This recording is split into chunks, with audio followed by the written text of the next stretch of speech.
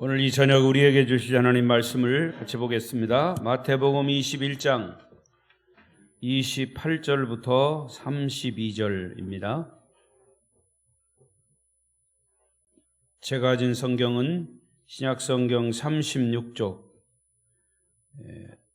마태복음 21장 28절부터 32절까지 성경을 찾아 놓으시고 화면을 보시면서 같이 교독하겠습니다.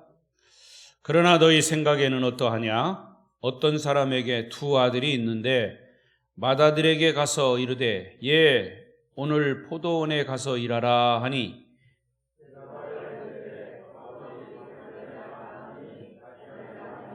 둘째 아들에게 가서 또 그와 같이 말하니 대답하여 이르되 실소이다 하였다가 그 후에 뉘우치고 갔으니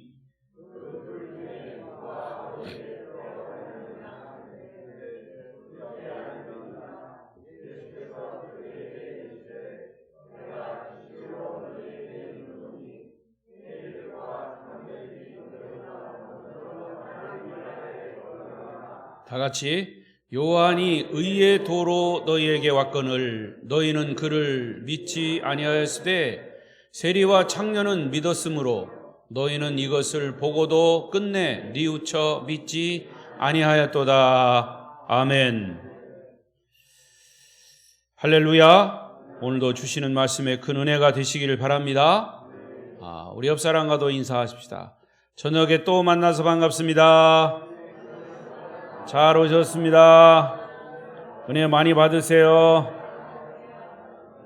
감고사축 감사합니다. 고맙습니다. 사랑합니다. 축복합니다. 오늘 이 저녁 예배 참석하신 분과 함께 또 비대면 영상으로 예배하시는 분들에게도 큰 은혜가 되시기를 바랍니다. 많지는 않겠지만 영상으로 우리가 실시간 유튜브로 예배가 중계가 되기 때문에 미처 교회에 나오지 못하신 분들 또 저를 알고 있는 몇몇 분들이 이 영상으로 예배를 드리고 또 이렇게 답을 해주는 분도 있습니다. 아무튼 하나님께서 오늘 이 저녁에도 우리에게 필요한 말씀으로 우리가 살아가는 동안 영적인 양식이 될 수 있기를 바랍니다. 오늘 말씀의 주제는 순종하는 아들과 불순종하는 아들.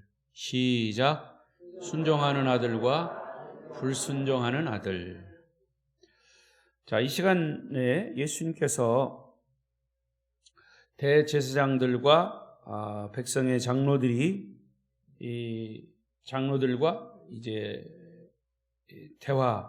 사실은 대화라기보다는 이 논쟁이죠. 항상 예수님은 3년의 사역 속에서 이 예수님 곁에 3년 동안 따라다닌 사람들이 있어요. 두 부류예요. 하나는 예수님을 정말 사모해서 예수님 곁에서 말씀을 듣고 교훈을 듣고 힘을 얻고 하는 그런 긍정적인 사람들이 있었는가 하면 예수님을 항상 반대하는 그런 사람들이 또 있었어요. 그 중에 대표적인 사람들이 이 대제사장들, 바리새인들, 사두개인들, 율법학자들, 백성의 장로들, 종교 지도자들이죠.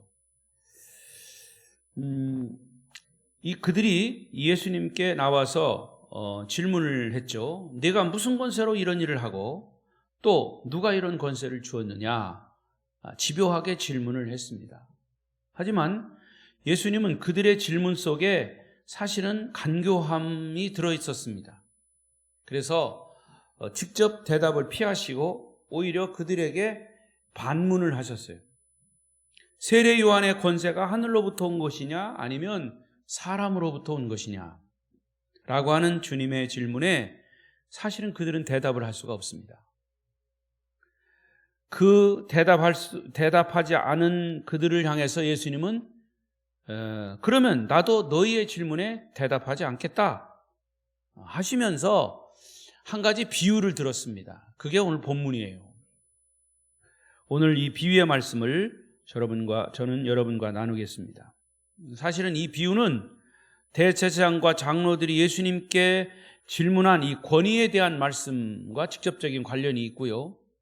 또 이 비유는 저와 여러분들에게 직접 해당되는 그런 말씀이에요. 성경 모두가 다 직접 해당되는 말씀이긴 하지만 이 질문 속에서 너는 순종하는 아들이냐 불순종하는 아들이냐 이렇게 주님은 질문을 던지고 있어요. 대답은 여러분들이 하셔야 합니다. 자, 그러면 첫 번째로 예수님께 질문한 이 종교 지도자들의 교활함과 하나님의 권위에 불순종하는 그들의 모습을 예수님께서 비유로 말씀하신 것이 본문이에요. 자, 31절을 보겠습니다. 31절 시작. 그들 중에 누가 아버지의 뜻대로 하였느냐? 이르되 둘째 아들이니이다. 예수께서 그들에게 이르시되 내가 진실로 너희에게 이르노니 세리들과 창녀들이 너희보다 먼저 하나님의 나라에 들어가리라. 자, 한 가정에 두 아들이 있었습니다. 근데 그 아버지가 아들에게 부탁합니다. 야, 포도원에 들어가서 좀 아버지를 도와 일 좀 해라. 그랬을 때 첫째 아들은 예, 가겠습니다. 이렇게 흔쾌히 승낙을 하고는 사실은 가지 않았습니다. 이 비유에서 말하는 첫째 아들은 누구냐 하면 지금 예수님과 대화하는 대제사장들과 백성의 장로들이에요. 성전에서 이루어지는 모든 제사는 이들을 통해서 이루어집니다. 그래서 대제사장이나 종교 지도자들 이런 사람들은 처음 시작은 하나님의 일을 하겠다고 대답한 사람들이에요. 첫째 아들처럼 일하겠다고 한 사람들이에요. 그러나 이제는 종교 권위를 행사하면서 사실은 하나님의 일은 하지 않고 하나님은 하나님의 일을 제사의 일을 봐도 그들은 여벌로 하는 거예요. 그리고 사실은 뒤에는 자기들의 이속만 챙기고 자기들의 이 종교적인 권위만 행사하는 하나님의 일은 하지 않고 자기들의 종교 권위 행사, 자기들의 이속만 챙기기에 급급했다는 것입니다. 그래서 주님은 이 비유를 들어서 그들에게 책망하고 있는 거예요. 저와 여러분도 처음 예수님을 영접하고 주님의 자녀로 지금까지 살고 있습니다. 그러나 언제 어느 때에 이렇게 주님의 자녀로 살다가 언제라도 우리는 주님을 배신할 수 있다는 거죠. 처음에는 감격해서 예수를 믿다가 우리가 언제 어느 때에 무슨 일 때문에 혹은 복음을 버리고 이 세상 저 세상으로 뛰쳐나갈 수도 있다는 거죠. 그거를 말씀하고 있는 거예요. 여러분, 신앙의 정절을 지키시기를 바랍니다. 우리는 죄인이기 때문에 예수 믿고 구원받은 그런 또 하나님의 백성들이긴 하지만 언제 어느 때라도 우리는 이 큰아들처럼 될 수 있다는 사실을 기억해야 합니다. 두 번째, 그럼 둘째 아들은 누구냐? 처음에는 아버지 일 좀 포도원에 가서 도와라 라고 했을 때 저는 안 갑니다. 싫습니다. 이렇게 대답한 사람들. 그런데 나중에는 결국 그 아버지의 말씀에 순종했다는 거죠. 자, 그러면 이 둘째 아들은 누구냐라고 했을 때 그 당시 사실은 예수님을 믿을 수 없는 불행한 환경에서 태어난 사람들이에요. 뭐 세리라든가 창녀라든가 뭐 이런 사람들, 어려운 사람들, 가난한 사람들.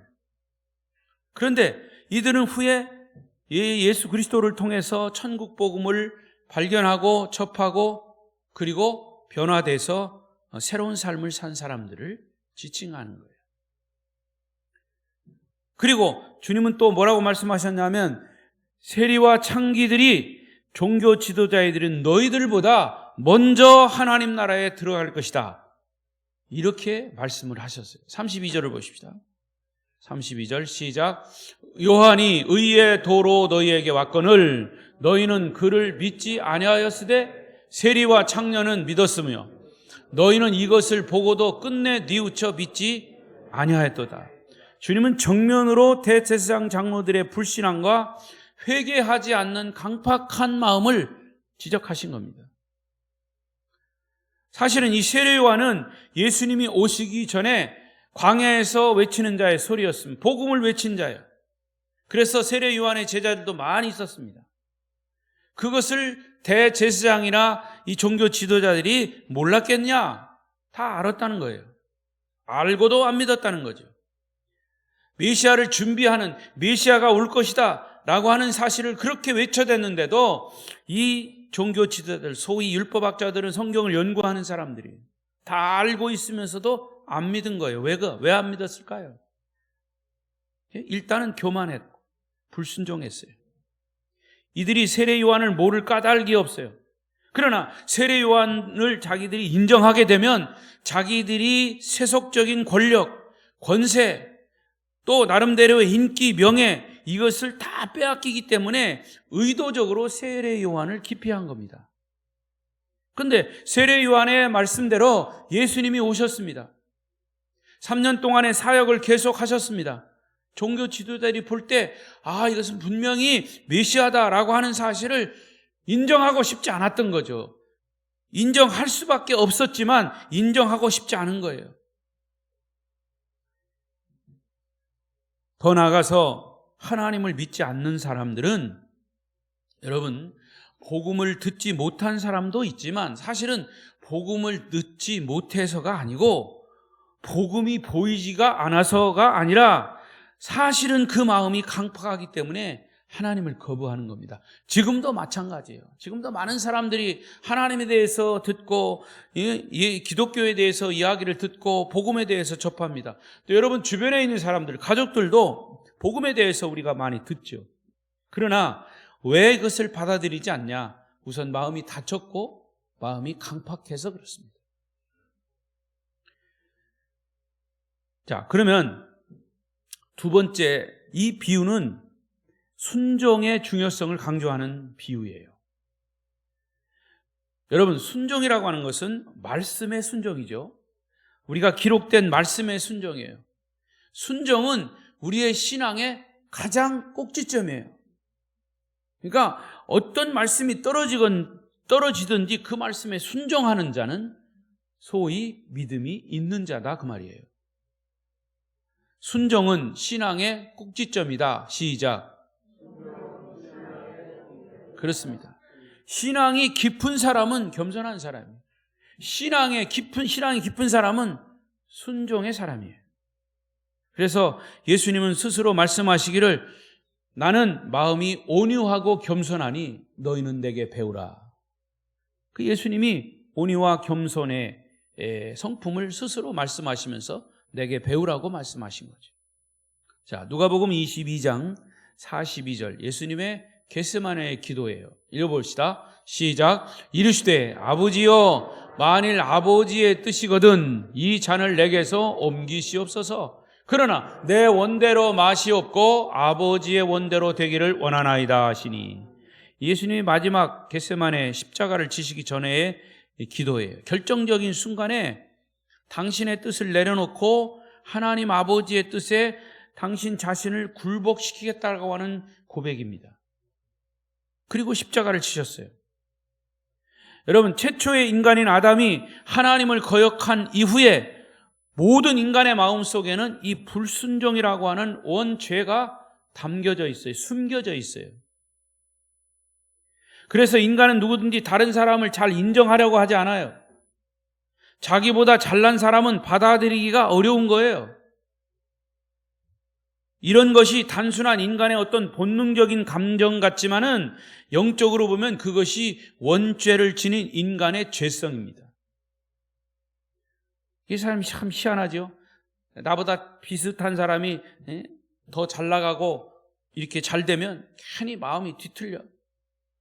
그래서 사촌이 땅을 사면 왜 배가 아파요? 박수 쳐줘야죠. 이게 인간의 죄성 때문입니다. 인간의 본능은 순종이 아니라 항상 불순종이에요. 이것이 인간의 영혼 깊은 곳에 죄와 섞여 있는 거예요. 자, 로마서 5장 19절 또 보십시다. 19절 시작. 한 사람이 순종하지 아니함으로 많은 사람이 죄인인 것 같이, 거기다 놓고, 자, 한 사람이 순종하지 아니함으로에서의 한 사람이 누구예요? 아담이죠. 아담이 순종하지 아니함으로 많은 사람이 죄인이 됐다. 그 다음에 또 시작. 한 사람이 순종하심으로 많은 사람이 의인이 되리라. 여기서의 한 사람 누구예요? 예수 그리스도죠. 그러니까 아담 한 사람이 하나님께 불순종함으로 온 인류는 불순종의 사람이 되고 말았다는 거죠. 그래서 인간이 태어나면서부터 항상 불만을 가지고 비판하고 불순종하고 분노를 가지고 미움, 시기, 질투, 이것을로 가득하게 된 거예요. 그러나 또 한 사람 예수 그리스도께서 순종하심으로 모든 사람이 의인이 된 것이죠. 그러니까 예수를 믿으면 우리도 의인이 되는 겁니다. 여러분, 예수를 믿으십니까? 의인이 되셨습니까? 첫 번째 아멘하고 두 번째 아멘이 들려진 것 같아. 여러분, 예수를 믿음으로 의인이 됐다라고 합니다. 그럼 우리는 의인이 됐냐? 이렇게 질문하면 예수를 믿고 의인이 되었습니까? 라고 하는 것에는 대답을 크게 하는데, 그러면 의인이 되었습니까? 라고 하면 대답이 적어져요. 왜 그럴까요? 우리가 의인이 되지 못했기 때문에. 그러나 우리가 의인이 된 것은 내가 잘나서 된 게 아니라 누구 때문에 된 거다? 예수님 때문에 된 거예요. 그러니까 예수님 때문에 내가 예수를 믿음으로 의인이 되었다라고 하는 것에도 우리가 확실하게 대답을 해야 된다. 물론 우리가 부족한 부분이 있죠. 저나 여러분이나 예수 믿어서 살아가는 동안 정말 의인으로 살아가느냐? 부족한 부분이 있어요. 그러니까 이 땅에서의 이 구원은 완전체의 구원이 아니에요. 이 땅에서의. 왜? 거기에 또 방해꾼이 또 있거든요. 마귀가 또 계속 방해합니다. 벌써 오늘 말씀 듣는데 좋은 것은 그것도 마귀가 방해하는 거예요. 정신을 차려야 돼요. 그러니까 우리가 마귀와 싸워가면서 우리가 거기에 자꾸 이 하나님의 자녀로 승리하며 나가는 거죠. 그게 이 땅에서의 삶이라는 거죠. 그러니까 완전한 구원은 이 땅에서는 완전히 이루어지는 건 아니에요. 그럼에도 불구하고는 예수님 때문에 의인이 되고 복음 안에서 사는 거죠. 예수님은 자기 뜻을 버리고 십자가에서의 자기 몸을 완전히 죽이심으로 불순종의 영이 다 제거되고 순종의 영으로 대체하신 겁니다.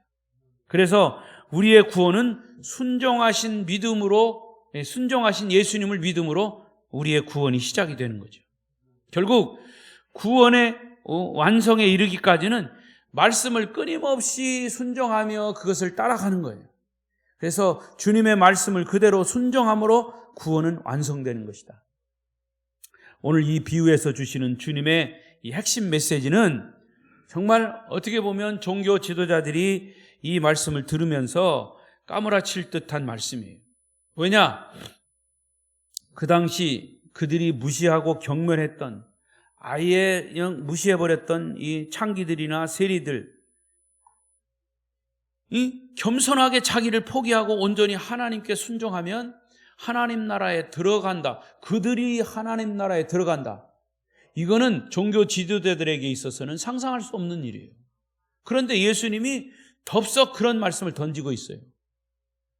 너희들보다 저들이 먼저 메시아를 영접하고 복음을 접해서 거듭나 하나님 나라에 먼저 들어갈 것이다. 이런 이야기는 이 종교 지도자들에게는 정말 까무러질 듯한 얘기예요. 말도 안 되는 얘기죠. 그렇지만 잘난 척하고 똑똑하다고 생각하고 종교 지식이 많다고 자부하던 이 종교 지도자들은 입술로는 하나님을 찬양하고 제사하고 예배하는 것 같지만 마음의 깊은 동기, 그 마음속에는 하나님을 거역하고 불순종하고 교만이 가득하고 자기 이득만 챙기는 자들이라고 책망하는 말씀입니다. 종교 지도자들, 자신들은 틀림없이 천국 가고 세리와 창녀들은 당연히 지옥 간다고 믿었는데 주님은 정반대로 말씀하고 있으니까 그들은 주님의 말씀이 거슬리지 않을 수가 없던 거죠. 그래서 그들은 끝까지 이 주님이 그런 말씀을 하셨기 때문에 주님을 끝까지 우리는 반대해야 된다. 결국 예수님을 못 박아야 된다. 예수님을 죽여야 된다. 여러분, 예수님을 십자가에 못 박으라고 고발한 사람 누구예요? 이 종교 지도자들입니다. 여기에서 우리는 하나님의 권위에 대한 인간의 응답은 순종임을 발견할 수 있고 그 반대는 불순종이라고 말이죠. 말씀에 순종하지 않고는 어떤 경우라도 우리의 마음의 평안을 유지할 수 없습니다. 여러분, 우리가 순종하지 않는 이유는 우리 안에 불순종의 영이 자리 잡고 있기 때문이에요. 사람들은 불순종을 마음속 깊이 감추어 두고는 나타난 현상만 가지고 얘기하고 진리 안에, 복음 안에 깊숙이 들어가지 못하기 때문에 불순종하는 거예요. 기억하십시오. 우리가 복음 안에 깊숙이 들어가면 어떤 말씀이 됐든지 순종의 영이 작동을 하는 거예요. 그러나 복음 안에 깊이 들어가지 못하면 항상 불순종이 작동을 해요. 여러분 안에 아직도 자존심이 도사리고 있습니까? 그 자존심 때문에 하나님 앞에 나아가는 길이 막히는 겁니다. 지금 대제사장과 장로들이 그런 모습이에요. 예수님이 어떤 분임을 분명히 알고도 인정할 수 없기 때문에 지속적으로 교활한 질문을 던짐으로 자기들의 갈등을 자꾸 드러낸 겁니다. 순종은 하나님께 속한 것이고 불순종은 사탄에게 속한 것이다. 시작.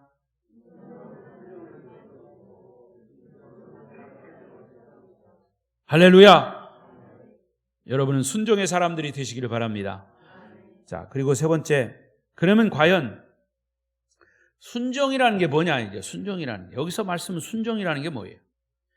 자, 29절 30절 보세요. 예수님의 이 비유 속에서 시작. 대답하여 이르되 아버지 가겠나이다 하더니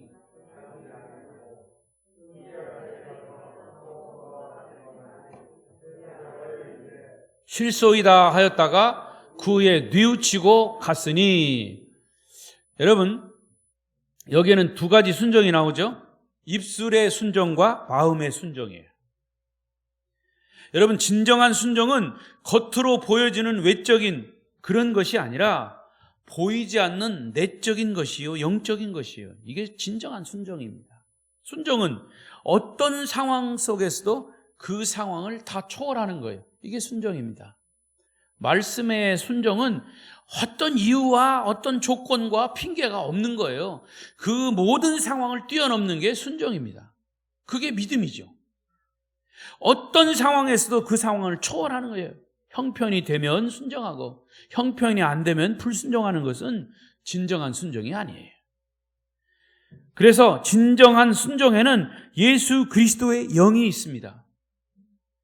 이게 본래 인간은 불순종의 영으로 물들어 있는데 예수님을 믿음으로 구원받고 성령으로 거듭나면 하나님의 순종의 영이 우리의 불순종의 영을 깨쳐버리는 거예요.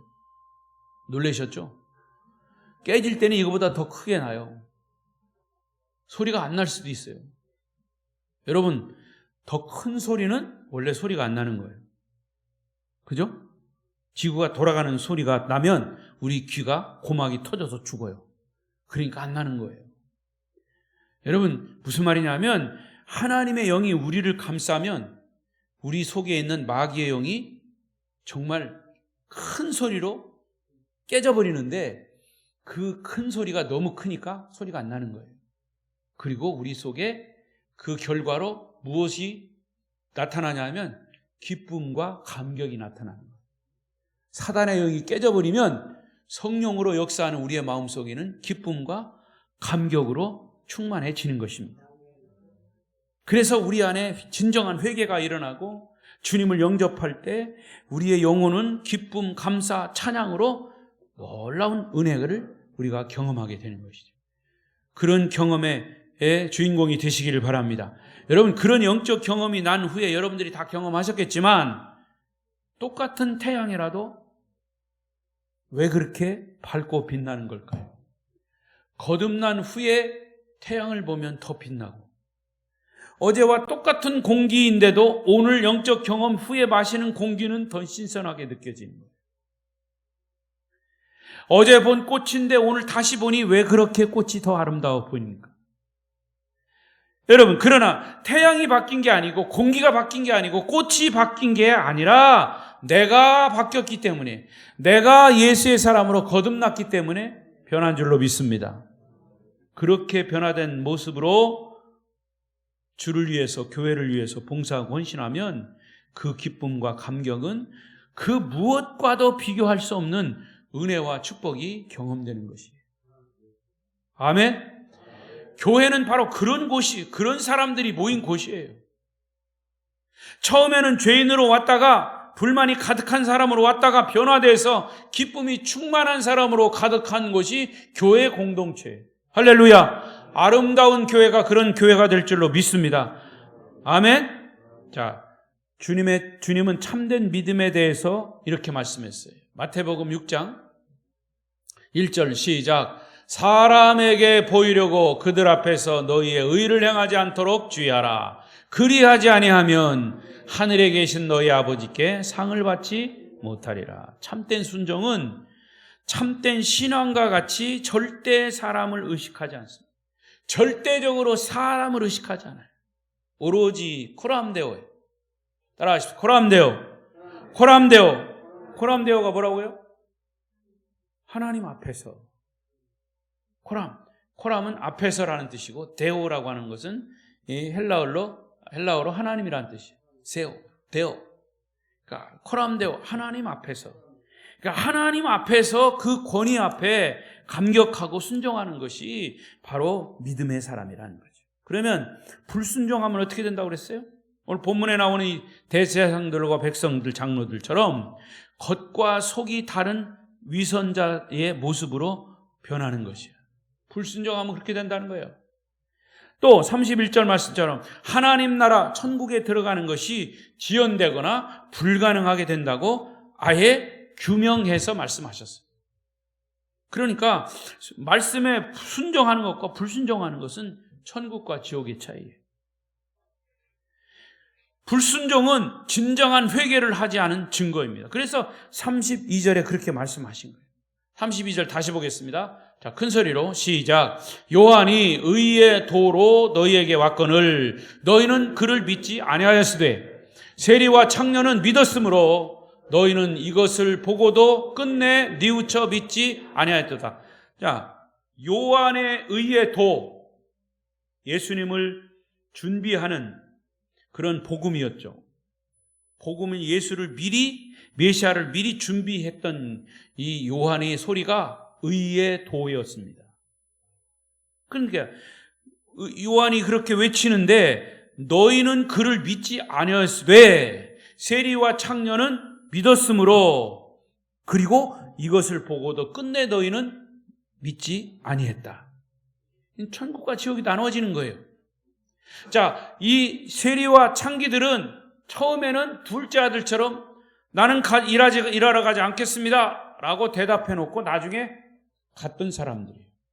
그러나 첫째 아들처럼 이 제사장이나 종교 지도자들은 처음에는 하나님의 일을 하겠다고 대답한 사람들이 나중에는 딴짓한 사람들이죠. 비록 지금까지는 하나님을 거부하고 하나님께 욕을 돌리며 살아왔던 세리와 이 창기들은 이제는 예수를 영접하고 둘째 아들에 속한 사람이 되어서 하나님 나라 천국의 주인공이 됐다는 얘기입니다. 여러분은 영적 진정한 순종은 사람이 강요한다고 하는 게 아니에요. 목사가 아무리 여기서 설교를 하고 막 외쳐대도 우리의 마음이 다치거나 악한 사단이 역사하거나 우리가 정말 영적으로 정신 차리지 아니면 그 말이 그냥 귓등으로 들려지기 십상입니다. 그러나 말씀을 들을 때 우리가 마음을 활짝 열고 오늘도 목사님을 통해서 하나님이 말씀하시는구나 라는 말씀으로 들려질 때 성령이 역사하시는 줄로 믿습니다. 그래서 성령에 의해서 우리가 자발적이고 기쁘고 감사한 마음으로 되는 것이 그게 진정한 순종이죠. 여기 순종의 최대 모범을 보이신 분이 예수 그리스도예요. 그래서 예수님에 대해서 사도 바울은 누누이 이런 고백을 했습니다. 대표적인 고백이 빌립보서 2장 6절 8절. 자, 사도 바울이 빌립보 성도들에게 편지하면서 예수님을 이렇게 소개했습니다.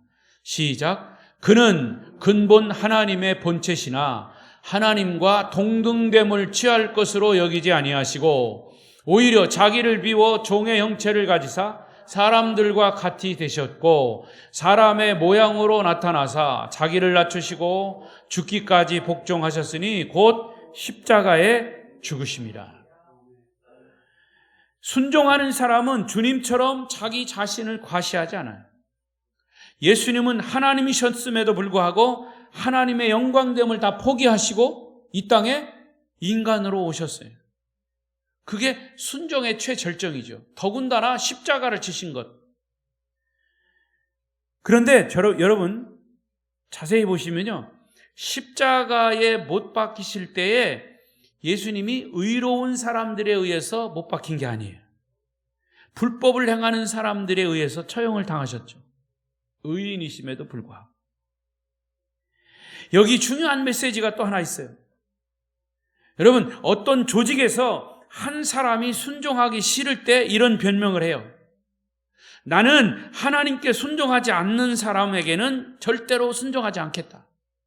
하나님을 핑계대고 순종하기 싫은 것을 이상하게 돌려서 얘기합니다. 그러나 그것은 아무에게도 순종하기 싫은 사람들의 변명일 뿐입니다.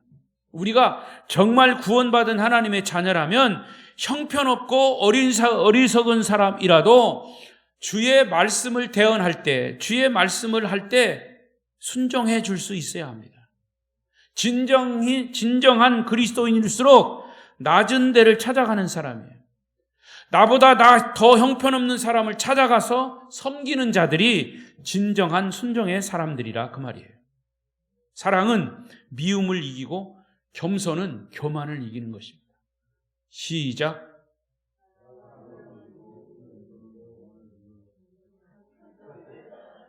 사랑은 미움을 이기고 겸손은 교만을 이긴다. 시작. 네, 그리고 불순종을 통해서 불순종을 이기는 겁니다. 순종은 불순종을 이기는 거예요.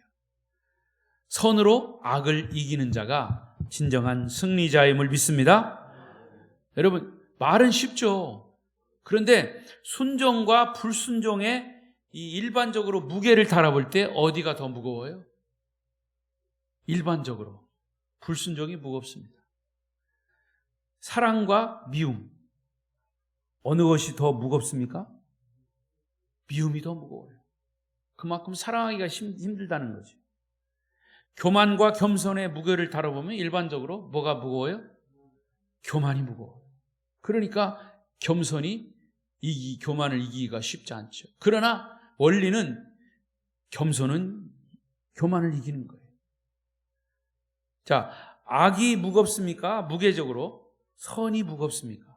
일반적으로. 악이 무거워요. 원리는 선이 무겁지만 사실은 악이 뭐래요? 이 세상이 악으로 충만하잖아요. 그러니까 그 악을 선으로 이긴다는 게 쉽지 않아요. 무게가 더 무겁기 때문에. 그러나 하나님이 말씀하신 그 원리는 그럼에도 불구하고 악은 선으로 이길 수 있다는 거죠. 교만은 겸손으로 이길 수 있다는 거죠. 미움은 사랑으로 이길 수 있는 거죠. 불순종은 순종으로 이길 수 있는 거죠. 이제 말씀을 맺겠습니다. 다시금 베드로전서 2장 18절 보십니다. 시작. 사환들아, 범사에 두려워함으로 주인들에게 순종하되 선하고 관용하는 자들에게만 아니라 또한 까다로운 자들에게도 그리하라. 아마도 이 말씀은 제가 최근에 너무너무 자주 인용하는 말씀이에요. 오전에도 이 말씀했죠. 순종할 수 있는 사람에게 하는 순종은 사실은 순종 아니에요. 누구나 할 수 있는 거니까.